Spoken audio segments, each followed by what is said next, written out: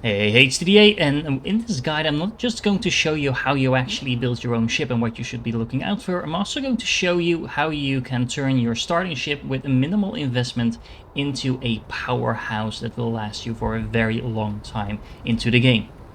Okay, so let's start with a few basics. You can actually upgrade your ship part by part by going through the categories and just selecting something and selecting an upgrade.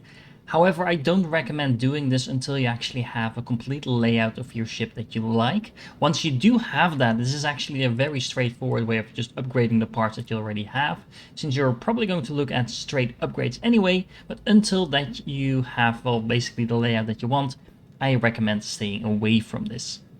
What I do recommend is actually going into the Shipbuilder and making your own ship. Not only is it really fun to kind of design your own ship, it's actually a lot more efficient and you can really optimize what you want to go for. Now, there's a couple of things that I just want to get out of the way. The game does a horrible job at actually explaining to you how you build a ship, so just making sure that you know the basics. So you can look around your ship just to get the better angle of it. But what's really important is that with the R and the F key, you go levels up and down. So if you ever have a hard time selecting something and then attaching it to wherever you want to go, that's because you're probably at a too high or too low level. If you're too high, for example, like you can see now, I can't actually connect it, but if I go down a couple of levels, it suddenly snaps on. So just make sure that you're on the correct level where you actually want to connect something. Now, if you have a part that you like, let's say, for example, this landing gear, what you can do is press Ctrl, press G, and then it will duplicate that item, and you can press Z to switch it around. This is a really easy way to just add more of the same gun to your weapon, for example. In general, it's just a very easy way to get around building your ship. Okay, so let's get back to the starting ship and let's figure out how to actually optimize it, because honestly, the starting ship is not that badly designed, but it is really easy to mess it up. So what I'm going to do is I'm going to run you through some layers of upgrade that you can actually apply to your ship as you get more funds that will prioritize the essentials first, so you turn this kind of a wreck of a ship into something that is very functional already with some minimal investments, and then you can upgrade that as you get more funds in the early game. Okay, so there's a couple of traps that you shouldn't fall into. First of all, the ship actually starts out with one of those traps. It has way more stuff equipped to it. As you can see, it has an equipped power 22 than the reactor is able to power. Now, you can shift power between systems, and the tutorial does show you that somewhat badly, but okay, it does show you that. But honestly, you shouldn't be switching power too much between systems. At least I'm a very lazy pilot, and honestly, if you have to fiddle around with all of that while you're fighting, you're probably not going to do a very good job at it. So I would generally recommend keeping the difference between the stuff you have equipped and the power of your reactor as close as possible together. Keep in mind it doesn't actually count the grav engine, so you can ignore that. It's just used for moving between systems. Just make sure you're actually able to power your engines, your shields, and your weapons that you have. Speaking of weapons, the first thing you're going to do is remove all the weapons that are on here. And then the question is, what are we going to replace those weapons with? Now, honestly, most of these weapons that you have initially are kind of bad. They have a very short range, or they're very specific to a certain type of damage. So, for example, the missile launchers are pretty high damage, but of course they fire really slow and you actually need the lock, so it's not always convenient. Some of the other things like the lasers do a lot of damage to one type, for example to the shields, but they don't do much damage to anything else, and honestly several of these actually have a pretty bad range as well. What I recommend that you do is that you stick with particle beams, and specifically the electron beam that you can select early on. It has a massive range and actually does a lot of damage to both the hull and the shield, so that's kind of an all-round weapon, and it has a decent firing range as well. Now, there's different versions of this. You have the electron beam, and you also have the neutron beam. The neutron beam is strictly better. However, it's also a lot more expensive. So initially, if you only want to make the minimal changes, I recommend that you go for the electron beam. Specifically, I recommend that you add 2 of those to your ship, and you can place them wherever you want, but I think on the sides of the cockpit it looks really good. Don't forget you actually need to assign weapons to a group, so I recommend that you put it to group 1 or 0 actually. That's just the main firing thing. And then as you can see, we now have only 15 power equipped, so still slightly more than our reactor can supply, but that's okay. You can always turn down the engines a little bit just to make sure you have maximum firepower. And now we have a massive 24 particle damage power. That means that we're going to do a lot of damage to the shields and a lot of damage to the hull with just these two simple weapons rather than all the other weapons that were on here initially. And the good news is it doesn't even cost almost any money, so you should be able to afford this. However, it is really easy to actually upgrade your ship a little bit further than this. Now, if you have only a little bit more funds available, I would actually recommend upgrading your fuel tank. The fuel tank that you have starts out with 50 craft jump fuel, but if you go to the fuel overview, and let me see where it is, over here, there's a very cheap one that has 70 instead. It doesn't cost almost anything. As you can see, we're still only at 3k, and now you have almost half more fuel in your system, so you can jump a lot farther. It just makes it a lot easier to get around the systems. Now, fuel is nice and all, but if we're not going to stay alive, that's not going to help us. And honestly, the shield generator that is on your ship is not that bad, but it's kind of a crappy one, obviously, because it's a starting ship. So I would recommend next replacing this with one of the shield generators that you have over here. Now, it doesn't really matter which one you pick. I do recommend picking one that only requires 3 power. As you can see, if you look at the difference between these two, they have almost identical shield power, but this one only requires 3 power, and it's really cheap. It's only 3k. We actually got some money back, of course, as well from the other one. So now we're at 6k total, and we actually upgraded our shield, we upgraded our damage, and everything else is more or less the same as it was, which is a good thing, because if you add more things to your ship, it will get more bulky, get slower, and stuff like that. So this is a very efficient way of upgrading your ship, adding some power without really taking anything else away. Now, from this point on, we're getting to some of the more expensive upgrades, but there are going to be really large jumps in the power of your ship. Specifically, when I'm talking about power, I mean the reactor. So I recommend taking the reactor out and replacing it with the best reactor you can afford. That's either going to be this one over here. So this one actually gives you 16k power. If you can spring for this one, this actually has a slightly better repair rate than this one. So I would recommend to go for that. If you do have the money, you might as well just go straight for this one. This is the one that will give you 18 total power, and that's actually going to be amazing for what we want to do. Because right now, because I added the best reactor that we could buy, we now have a total of 18 power when we only have 15 equipped. So what we can do is just copy this weapon over here, and then go up a few levels so I can actually slot it on, and add a third particle beam to our weaponry. That means we can actually have everything fully powered all the time, and we do a massive 36 damage already. We increased our hull, we increased our shields.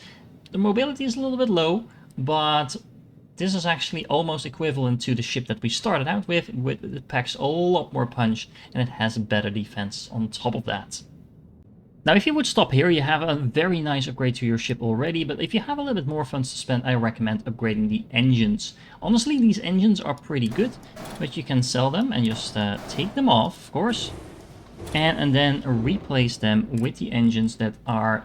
These were the ones that we had, but this is the 2010 engines, and these are actually...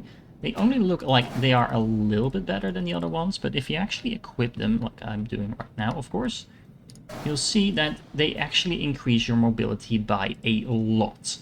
So now we actually have a strict upgrade of pretty much everything. We added some mass to our ship, it just means it's bigger. But we have the same top speed, we have a lot higher mobility, we have more shields, we have more hull, we have more damage. And all we spent was 32k.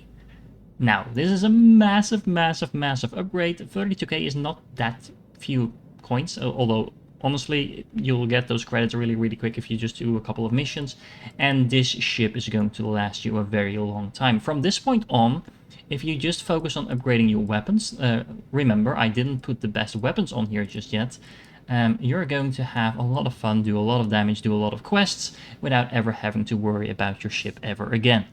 Now, one optional variation of this is actually increasing your cargo space by a lot by adding in something like this Nova bracer over here, and then just sticking the grav engine to that. That allows you a slot under here where you can slot in one more of those ballast cargo holds. It's exactly the same one that you already have on your ship. and that will actually increase your cargo space to 660, which is a very nice upgrade. Do keep in mind that it actually reduces your mobility a lot again, and also slightly reduces your jump range, not to an extent that I think it's a bad thing. And you're actually going to end up with a higher mobility than you started out with a lot more cargo space. But don't do this unless you actually need that cargo space. As long as you just remember to sell whenever you can. And remember, you can sell in colonies from your cargo, from the cargo of your ship, so you don't need to actually carry everything with you or anything like that. But if you do want the extra cargo space, this is a very easy way to do it. So although this is a ship that you can build right from the start, as if you're in the Atlantis port and you can go to the shipyard, you can build exactly this with just a minimal amount of money. However, you're probably going to want to expand a little bit further on that. Now, so there's a couple of things to note. The ship parts that you have available will depend on where you are in the game. So if you go to a different port, you will have a different set of items available to you. Some of them will overlap, of course. If you're at a similar faction, then you will probably get similar items. But if you go to a different faction, you will have different items. Some of these choices are mostly aesthetic ones. Just make your ship look different. And of course, feel free to redesign the ship, for example, with the demos options that I have over here. You can build the exact same ship, it just looks different. That's completely up to you. Feel free to do so, of course. But things like weapons and shields and things like that will also be different depending on where you are. Specifically, if you do more and more quests, you get more reputation and you will get access to different things that way.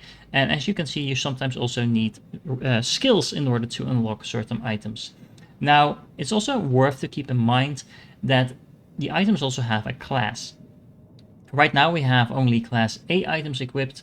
However, you actually have a couple of items, I think pretty much from the start already, that are actually from a different class. So for example, with the engines, over here you can see the Nova 1000 engine. You don't actually need any skills for this, but this is a class B engine. In order to actually power a class B engine, you're also going to need a class B reactor. Which is actually really interesting to look at, because if you look at the reactor over here, there is actually a class B reactor, assuming you have rank 3 piloting, that you can already unlock. It's not that even that expensive, but you do need that skill.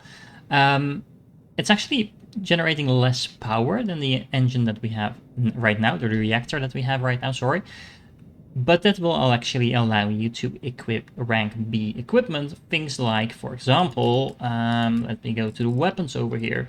There is the neutron beam over here, which is basically an upgraded version of the weapon that we currently have. It's a lot better. If you look at the electron beam, it does 12 hull damage and 12 shield damage, and this one is actually going to do 20 of each. So it's a massive upgrade for the same amount of power, but again, it's a class B1, so in order to equip any of these, we would actually need that class B reactor. So, long story short, make sure that your reactor type matches up with everything else, and as soon as you have access to an upgraded reactor type, it's probably worth revisiting everything on your ship and investing in some better equipment. Last but not least, I want to briefly talk about habitat modules. I actually recommend sticking with the one that you start out with, because for the very simple reason it has a bed in it, and the bed actually allows you to sleep, recover your health, and it's pretty much the main thing that you want in your ship. However, and it's included in the all-in-one berth. However, you can also pick different versions, like for example the armory or the computer core, things like this. It gets more useful later on when you can build a bigger ship anyway. You might as well include some of these things in your ship. But honestly, you're likely not going to need an infirmary or something like an armory or anything like that in your ship. You can store a lot of weapons and things like that in an armory, for example. But you can do that in your cargo hold as well. And how many weapons are you actually going to store on your ship?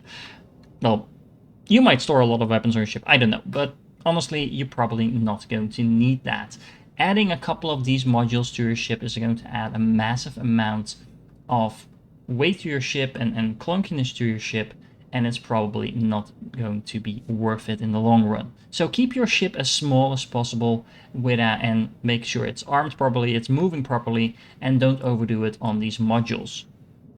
And there you have it, our new and improved starting ship. It might not look very different, but boy, it will make a huge difference once you get to the next fight. I promise you, you will not regret redesigning your ship like this. If you found this useful, make sure you like the video and subscribe to the channel if you haven't done so. I will be posting more videos on Starfield, some guides and stuff like that, so make sure you join me for that. If you're still here, you're awesome, and I hope to catch you in the next one.